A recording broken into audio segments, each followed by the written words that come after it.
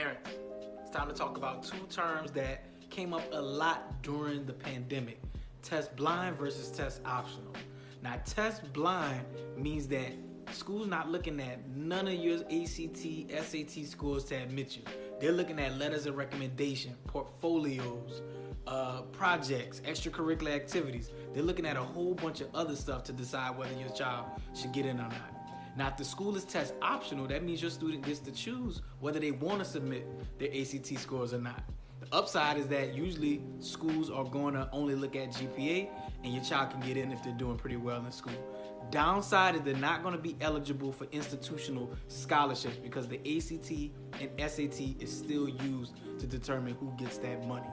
So take a look, decide whether you want to go test optional, whether you go test blind, but you still want to make the best choice. College students, here's a place that you can find scholarships that a lot of people sleep on.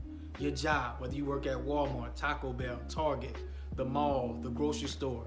9 times out of 10, they probably have a scholarship for current college students. But if they don't, that's okay. Ask your supervisor, how can you start one? If they're still like, nah, it's a no-go. Ask your parents if they can speak with their supervisor. Maybe their job has one.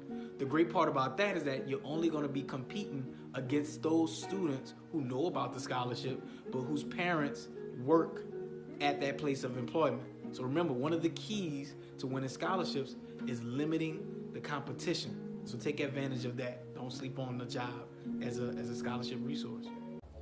One of the best pieces of advice I ever got as a professional is you gotta grow yourself. Do not rely on your boss or your supervisor to make you better, because they might not care about your growth and they might be trash at their job. So why rely on them to help you get better? One quick and easy way for you to grow on your job is reach out to somebody who's considered the highest performer at your job.